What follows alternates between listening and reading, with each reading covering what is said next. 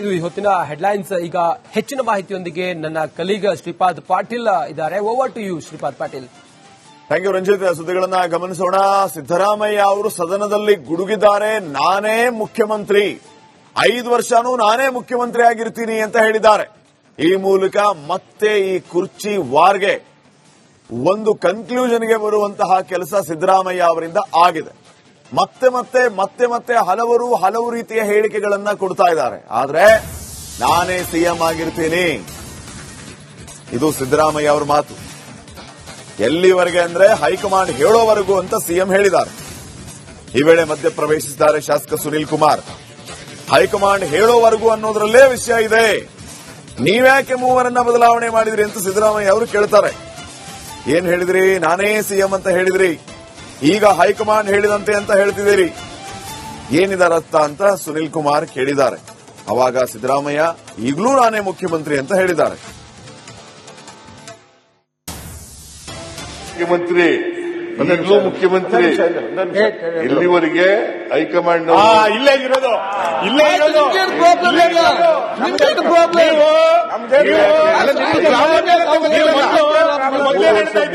ಬದಲಾವಣೆ ಮಾಡಿದ್ರೆ ನೀವು ಏನ್ ಹೇಳ್ತೀರಿ? ನಾನೇ ಮುಖ್ಯಮಂತ್ರಿ ಮುಂದಿನ 5 ವರ್ಷ. ಈಗಲೂ ನಾನೇ ಈಗ ಏನ್ ಹೇಳ್ತೀರಿ? 5 ಮುಂದೇನು? ಈಗಲೂ ಜನವರಿ ನಂತರ ಏನ್ ಹೇಳಿ? ಜನವರಿ ನಂತರ ಏನ್ ಹೇಳಿ? ಮುಖ್ಯಮಂತ್ರಿ. ಈಗ ನಾವು ಹೈಕಮಾಂಡ್ ನಿಮ್ಗೇನ್ ಪ್ರಾಬ್ಲಮ್? ಈಗ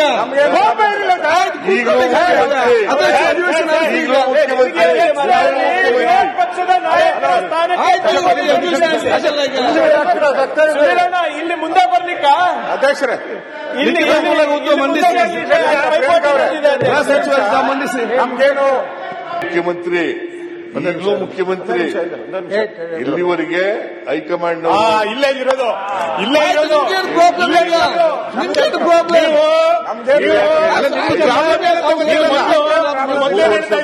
ಬದಲಾವಣೆ ಮಾಡಿದ್ರೆ ನೀವು ಏನ್ ಹೇಳ್ತೀರಿ? ನಾನೇ ಮುಖ್ಯಮಂತ್ರಿ ಮುಂದಿನ 5 ವರ್ಷ. ಈಗಲೂ ನಾನೇ ಈಗ ಏನ್ ಹೇಳ್ತೀರಿ?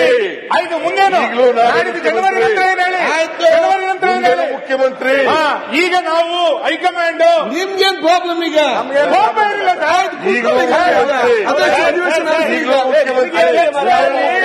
ಪಕ್ಷದ ನಾಯಕರ ಇಲ್ಲಿ ಮುಂದೆ ಬರ್ಲಿಕ್ಕ ಅಧ್ಯಕ್ಷರೇ ಇಲ್ಲಿ ಮಂಡಿಸಿ ನಮ್ಗೇನು ಮುಖ್ಯಮಂತ್ರಿ. ಸಿದ್ದರಾಮಯ್ಯ ಅವರ ತಂತ್ರಗಾರಿಕೆ ವಿಚಾರವೂ ಕೂಡ ಇಲ್ಲಿ ಭಾರಿ ಚರ್ಚೆಗೆ ಬಂತು. ಆರ್ ಅಶೋಕ್ ಅವರು ಇದೇ ವಿಚಾರವನ್ನ ಪ್ರಸ್ತಾಪ ಮಾಡಿ ಸಿದ್ದರಾಮಯ್ಯ ಅವರ ತಂತ್ರಗಾರಿಕೆ ಬಗ್ಗೆ ಒಂದು ಪುಸ್ತಕ ಬರೆಯುತ್ತೇನೆ ಅಂತ ಹೇಳಿದ್ದಾರೆ. ಸಿದ್ದರಾಮಯ್ಯ ಅವರು ರಾಜಕೀಯ ಪಟ್ಟುಗಳನ್ನ ಬಳಸುವಂತದ್ದು, ಕುರ್ಚಿಯನ್ನ ಗಟ್ಟಿಯಾಗಿಸಿಕೊಳ್ಳೋದಕ್ಕೆ ತಂತ್ರಗಾರಿಕೆಯನ್ನ ಮಾಡೋದು. ಸೊ ಈ ಎಲ್ಲಾ ತಂತ್ರಗಾರಿಕೆಯ ವಿಚಾರದ ಬಗ್ಗೆ ಒಂದು ಪುಸ್ತಕ ಬರೀತೀನಿ ಅಂತ ಹೇಳಿದ್ರು. ಒಂದು ಇರುವೆ ದೆಹಲಿಗೆ ಹೋಗೋದಕ್ಕೆ ಪ್ರಯತ್ನಿಸ್ತಾ ಇದೆ. ಇರುವೆ ದೆಹಲಿ ಹೋಗೋಕೆ ಎಷ್ಟು ಜನ್ಮ ಬೇಕು? ಹಾಗಾಗಿ ಇರುವೆ ಬೇರೆಯವರ ಜೇಬು ಸೇರಿಕೊಳ್ತಾ ಇದೆ. ಡಿಕೆಶಿ ದೆಹಲಿ ಹೋಗೋರು ಜೇಬು ಸೇರಿಕೊಳ್ತಾ ಇದ್ದಾರೆ.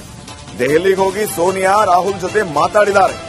ತಂತ್ರಗಾರಿಕೆ ಮಾಡೋದ್ರಲ್ಲಿ ಸಿದ್ದರಾಮಯ್ಯ ನಂಬರ್ 1. ಇದಕ್ಕಾಗಿಯೇ ಸಿದ್ದರಾಮಯ್ಯನ ತಂತ್ರಗಾರಿಕೆ ಅಂತ ಪುಸ್ತಕ ಬರೀತೀನಿ ಅಂತ ಹೇಳಿದ್ದಾರೆ ಅಶೋಕ್. ಚಾಣಕ್ಯ ತಂತ್ರಗಳು ಅಂತ ಇದೆ ನಮ್ಮಲ್ಲಿ, ಚಾಣಕ್ಯನ ತಂತ್ರಗಾರಿಕೆ ಅಂತ. ನಾನು ಒಂದು ಸಿದ್ದರಾಮಯ್ಯನವರ ತಂತ್ರಗಾರಿಕೆ ಅಂತ ಬರಿಬೇಕು ಅಂತ ಒಂದ್ಸಲ ಅಲ್ಲ, ನಾನು ಅವ್ರ ಪರವಾಗಿ ಮಾತಾಡ್ತಾ ಇರೋದು. ಅದರಲ್ಲಿ ಒಂದು ಸನ್ನಿವೇಶ ಬರ್ತದೆ ಅಧ್ಯಕ್ಷರೇ, ಚಾಣಕ್ಯ ಇದ್ರಲ್ಲಿ ಬರೀ ತೊಂದರೆ ಇಲ್ಲ. ಒಂದು ಇರುವೆ ಅಧ್ಯಕ್ಷರೇ, ಅದು ದೆಹಲಿಗೆ ಹೋಗ್ಬೇಕು ಅಂತ ಪ್ರಯತ್ನ ಮಾಡ್ತಾ ಇದ್ದು ಯೋಚನೆ. ಅದು ಹೋಗ್ಬೇಕಂದ್ರೆ ಎಷ್ಟು ಜನ್ಮಗಳು ಸೇರ್ಕೊಂಡ್ಬಿಡ್ತೈತೆ. ಡೆಲ್ಲಿಗೆ ಹೋಗೋ ಜವಾಬ್ದಾರಿ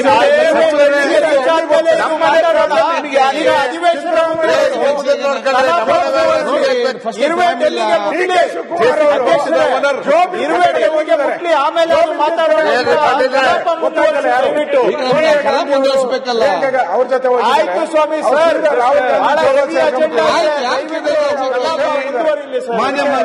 ತಂತ್ರಗಾರಿಕೆ ಮಾಡೋದ್ರಲ್ಲಿ ಪುಸ್ತಕ ಬರೀರಿ, ಆಮೇಲೆ ಮಾತಾಡೋಣ, ಚರ್ಚೆ ಮಾಡೋಣ. ಪುಸ್ತಕ ಬರೀರಿ ಅಲ್ಲ, ಫಸ್ಟ್ ಪುಸ್ತಕ ಬರೀರಿ, ಒಳ್ಳೇದು ಮಾತಾಡೋಣ. ಪುಸ್ತಕ ಬರೀರಿ, ನಾವೆಲ್ಲ ಓದೋಣ. ಚಾಣಕ್ಯ ಈ ಬಗ್ಗೆ ಇನ್ನಷ್ಟು ಮಾಹಿತಿಯನ್ನ ನೀಡುತ್ತಾರೆ ಪ್ರತಿನಿಧಿ ಬಸವರಾಜ್. ಈಗ ನೇರ ಸಂಪರ್ಕದಲ್ಲಿ ಜಾಯ್ನ್ ಆಗಿದ್ದಾರೆ. ಬಸವರಾಜ್, ಆರ್ ಅಶೋಕ್ ಅವರು ಸಿದ್ದರಾಮಯ್ಯ ಅವರ ತಂತ್ರಗಾರಿಕೆಯ ವಿಚಾರವಾಗಿ ಸಿದ್ದರಾಮಯ್ಯ ತಂತ್ರಗಾರಿಕೆ ಅಂತ ಪುಸ್ತಕ ಬರೀತಾರಂತೆ. ಅದು ಬಹುಶಃ ಈ 30 ದಿನಗಳಲ್ಲಿ ಹಿಂದಿ ಕಲಿಯಿರಿ, 30 ದಿನಗಳಲ್ಲಿ ಇಂಗ್ಲಿಷ್ ಕಲಿಯಿರಿ ಅಂತ ಒಂದು ಪುಸ್ತಕ ಬರ್ತಾ ಇತ್ತಲ್ಲ. ಸಿದ್ದರಾಮಯ್ಯ ಅವರ ತಂತ್ರಗಾರಿಕೆ 30 ದಿನ ಅಲ್ಲ, 3 ವರ್ಷ ಆದ್ರೂ ಗೊತ್ತಾಗ್ತಾ ಇಲ್ಲ ಯಾರಿಗೂ. ಆ ತಂತ್ರಗಾರಿಕೆ ನಡೀತಾನೆ ಇದೆ, ಕುರ್ಚಿ ಗಟ್ಟಿ ಆಗ್ತಾನೆ ಇದೆ. ಸದನದಲ್ಲಿ ಮತ್ತೇನ್ ಚರ್ಚೆ ಆಯ್ತು ಅಂತ? ಖಂಡಿತ ಶ್ರೀಪಾದ್, ಸಿದ್ದರಾಮಯ್ಯ ಅವರು ಬೇರೆ ಪಕ್ಷದಿಂದ ಬಂದು ಕಾಂಗ್ರೆಸ್ ಪಕ್ಷದಲ್ಲಿ ದೊಡ್ಡ ತಲೆಗಳು ಹಿರಿಯರಿದ್ದಾಗಲೂ ಕೂಡ 2 ಬಾರಿ ಸಿಎಂ ಆಗ್ತಾರೆ ಅಂದ್ರೆ ಅವರ ರಾಜಕೀಯ ತಂತ್ರಗಾರಿಕೆ ಸರಿಯಾಗಿದೆ. ಅವರ ತಂತ್ರಗಾರಿಕೆಯನ್ನು ಅನುಸರಿಸಬೇಕಾದಂತ ಅನಿವಾರ್ಯ ಕೂಡ ಇರತಕ್ಕಂಥದ್ದು. ಹಾಗೆ ವಿಧಾನಸಭೆಯಲ್ಲಿ ಹೇಳುವ ಮೂಲಕ ಪುಸ್ತಕ ಬರಿತಾನೆ ಅನ್ನುವಂತ ಮಾತನ್ನ ವಿಧಾನಸಭೆಯಲ್ಲಿ ಹೇಳುವ ಮೂಲಕ ರಾಜ್ಯ ಕಾಂಗ್ರೆಸ್ನಲ್ಲಿ ನಡೆದಿರತಕ್ಕಂತಹ ಗದ್ದುಗೆ ಗುದ್ದಾಟ, ಸಿಎಂ ಕುರ್ಚಿಯ ಫೈಟ್ ಬಗ್ಗೆ ಒಂದಷ್ಟು ಕಾಲೆಳೆಯುವಂತದ್ದು ಮತ್ತು ವ್ಯಂಗ್ಯ ಮಾಡುವಂತ ಕೆಲಸವನ್ನ ಕೂಡ ವಿರೋಧ ಪಕ್ಷವಾಗಿ ಬಿಜೆಪಿ ಮಾಡಿರ್ತಕ್ಕಂಥದ್ದು. ಬಹಳ ಪ್ರಮುಖವಾಗಿ ಕಳೆದ ವಾರವೇ ಅಧಿವೇಶನ ಆರಂಭವಾಗಿದ್ರು ಕೂಡ ಈ ವಿಚಾರ ಅಷ್ಟೊಂದು ಗಂಭೀರವಾಗಿ ಚರ್ಚೆಗೆ ಬಂದಿರಲಿಲ್ಲ. ರಾಜ್ಯದ ಅಭಿವೃದ್ಧಿ ವಿಚಾರವಾಗಿ ಚರ್ಚೆ ಆಗಬೇಕಾಗುವಂತ ವಿಚಾರವಾಗಿ ಒಂದಷ್ಟು ವಿಪಕ್ಷಗಳು ಕೂಡ ಸಹಕಾರವನ್ನು ಕೊಟ್ಟಿದ್ದಾವೆ ಮತ್ತು ಚರ್ಚೆಯನ್ನ ಮಾಡ್ತಾ ಇದ್ದಾವೆ ಉತ್ತರ ಕರ್ನಾಟಕ ಭಾಗದ ವಿಚಾರವಾಗಿ. ಆದ್ರೆ ಇವತ್ತು ಸ್ವಂತ ಪಕ್ಷದ ಶಾಸಕರಂತ ಕುಣಿಗಲ್ ರಂಗನಾಥ್ ಅವರು ಹಚ್ಚಿದಂತ ಒಂದು ಕಿಚ್ಚು ವಿರೋಧ ಪಕ್ಷಗಳಿಗೆ ಆಹಾರ ಆಯಿತು. ಅದರಲ್ಲೂ ಬಹಳ ಪ್ರಮುಖವಾಗಿ ಆಡಳಿತದ ವಿಚಾರವಾಗಿ ತಮ್ಮ ಕ್ಷೇತ್ರಕ್ಕೆ ಅನ್ಯಾಯ ಆಗ್ತಾ ಇದೆ ಅನ್ನುವಂತ ವಿಚಾರವಾಗಿ ಕುಣಿಗಲ್ ರಂಗನಾಥ್ ಅವರೊಂದು ಆಕ್ರೋಶವನ್ನು ವ್ಯಕ್ತಪಡಿಸಿದ್ರು. ಅದರಲ್ಲೂ ಸಹಕಾರ ಖಾತೆ ಸಿಎಂ ಬಳಿ ಇರತಕ್ಕಂಥದ್ದು. ಆ ಸಂದರ್ಭದಲ್ಲಿ ಈ ಒಂದು ವಿರೋಧ ಪಕ್ಷಗಳು ಇದೇ ವಿಚಾರವನ್ನು ಬಳಸಿಕೊಂಡು ಸಿದ್ದರಾಮಯ್ಯ ಅವರನ್ನ ಕಾಲೆಳೆಯುವಂತ ಕೆಲಸವನ್ನು ಮಾಡಿದ್ವು ಮತ್ತು ಈ ಗದ್ದುಗೆ ಗುದ್ದಾಟದಿಂದ ರಾಜ್ಯ ಕಾಂಗ್ರೆಸ್ನಲ್ಲಿ ಆಗ್ತಾ ಇರತಕ್ಕಂತಹ ಬೆಳವಣಿಗೆಗಳು ಮತ್ತು ರಾಜ್ಯದ ಅನ್ಯಾಯ ಆಗ್ತಾ ಇರತಕ್ಕಂಥದ್ರ ಬಗ್ಗೆ ಕೂಡ ವಿಪಕ್ಷಗಳು ತರಾಟೆಗೆ ತೆಗೆದುಕೊಂಡು ಈ ಸಂದರ್ಭದಲ್ಲಿ ಸಿಎಂ ಸಿದ್ದರಾಮಯ್ಯ ಅವರು ಕೂಡ ಸಮರ್ಥನೆಗಳಿದ್ರು. ನಾನೇ 5 ವರ್ಷ ಸಿಎಂ ಆಗಿರ್ತೇನೆ ಅನ್ನೋ ಮಾತನ್ನ ಮತ್ತೆ ಹೇಳುವ ಮೂಲಕ ಎಲ್ಲೋ ಒಂದ್ ಕಡೆ ಪಕ್ಕದಲ್ಲಿ ಕೂತಿದ್ದಂತಹ ಡಿ.ಕೆ. ಶಿವಕುಮಾರ್ ಹಾಗೂ ಅವರ ಬಣದ ಸದಸ್ಯರಿಗೆ ಕಿಚ್ಚು ಹಚ್ಚುವಂತ ಕೆಲಸ ಮಾಡಿದ್ರು. ಇದು ಮುಂದಿನ ದಿನಗಳಲ್ಲಿ ಇನ್ನೊಂದು ಹಂತಕ್ಕೆ ಹೋಗುವ ಲೆಕ್ಕಾಚಾರಗಳು ಕಾಣಿಸ್ಕೊಳ್ತಾ ಇದಾವೆ. ಯಾಕಂದ್ರೆ ಸಿದ್ದರಾಮಯ್ಯ ಅವರು ತಂತ್ರಗಾರಿಕೆ ಮಾಡಿಕೊಂಡೇ ಈಗಾಗಲೇ ರಾಜಕೀಯ ಸ್ಥಾನವನ್ನು ಗಟ್ಟಿ ಮಾಡ್ಕೊಂಡಿದ್ದಾರೆ, ಸಿಎಂ ಸ್ಥಾನವನ್ನು ಕಚೇರಿಯನ್ನು ಗಟ್ಟಿ ಮಾಡ್ಕೊಂಡಿದ್ದಾರೆ. ಈಗಿನಷ್ಟು ಈ ತಂತ್ರಗಾರಿಕೆಯನ್ನು ಮುಂದುವರಿಸ್ತಾ ಇದ್ದಾರೆ. ಹೀಗಾಗಿ ಜನವರಿ ಮೊದಲ ವಾರ ಅಥವಾ ಡಿಸೆಂಬರ್ ಕೊನೆ ವಾರದಲ್ಲಿ ಕಾಂಗ್ರೆಸ್ ಹೈಕಮಾಂಡ್ ಏನು ದೆಹಲಿ ಕರೀತೆ ಅನ್ನುವಂತ ಚರ್ಚೆಗಳಿದಾವೆ. ಆ ಸಂದರ್ಭದಲ್ಲಿ ಇನ್ನೊಂದು ತಂತ್ರಗಾರಿಕೆಯನ್ನು ಮಾಡಿ ತಮ್ಮ ಕುರ್ಚಿಯನ್ನು ಉಳಿಸಿಕೊಳ್ಳುವಂತ ಕೆಲಸವನ್ನ ಮಾಡ್ತಾ ಇದ್ದಾರೆ. ಹೀಗಾಗಿ ಅರಗಿಸಿಕೊಳ್ಳಲಾಗದಂತಹ ಒಂದಷ್ಟು ವಿಚಾರಗಳು ಕೂಡ ಇರೋದ್ರಿಂದ ಸಹಜವಾಗಿ ವಿರೋಧ ಪಕ್ಷಗಳು ಈ ವಿಚಾರವನ್ನು ಬಳಸಿಕೊಂಡು ಇವತ್ತು ಸದನದಲ್ಲಿ ಕಾಂಗ್ರೆಸ್ ಸರ್ಕಾರವನ್ನ ಮತ್ತು ಕಾಂಗ್ರೆಸ್ ಪಕ್ಷವನ್ನ ಮುಜುಗರಕ್ಕೀಡಾಗಿ ಮಾಡಿದ್ದು. ಶ್ರೀಪಾದ್, ಓಕೆ, ಥ್ಯಾಂಕ್ ಯು ಮಾಹಿತಿ. ಯಾಕಂದ್ರೆ ಸಿದ್ದರಾಮಯ್ಯ ಅವರು ತಂತ್ರಗಾರಿಕೆ ಮಾಡಿಕೊಂಡೇ ಈಗಾಗಲೇ ರಾಜಕೀಯ ಸ್ಥಾನವನ್ನು ಗಟ್ಟಿ ಮಾಡ್ಕೊಂಡಿದ್ದಾರೆ, ಸಿಎಂ ಸ್ಥಾನವನ್ನು ಕಚೇರಿಯನ್ನು ಗಟ್ಟಿ ಮಾಡ್ಕೊಂಡಿದ್ದಾರೆ. ಈಗಿನಷ್ಟು ಈ ತಂತ್ರಗಾರಿಕೆಯನ್ನು ಮುಂದುವರಿಸ್ತಾ ಇದ್ದಾರೆ. ಹೀಗಾಗಿ ಜನವರಿ ಮೊದಲ ವಾರ ಅಥವಾ ಡಿಸೆಂಬರ್ ಕೊನೆ ವಾರದಲ್ಲಿ ಕಾಂಗ್ರೆಸ್ ಹೈಕಮಾಂಡ್ ಏನು ದೆಹಲಿ ಕರೀತೆ ಅನ್ನುವಂತ ಚರ್ಚೆಗಳಿದಾವೆ. ಆ ಸಂದರ್ಭದಲ್ಲಿ ಇನ್ನೊಂದು ತಂತ್ರಗಾರಿಕೆಯನ್ನು ಮಾಡಿ ತಮ್ಮ ಕುರ್ಚಿಯನ್ನು ಉಳಿಸಿಕೊಳ್ಳುವಂತ ಕೆಲಸವನ್ನ ಮಾಡ್ತಾ ಇದ್ದಾರೆ. ಹೀಗಾಗಿ ಅರಗಿಸಿಕೊಳ್ಳಲಾಗ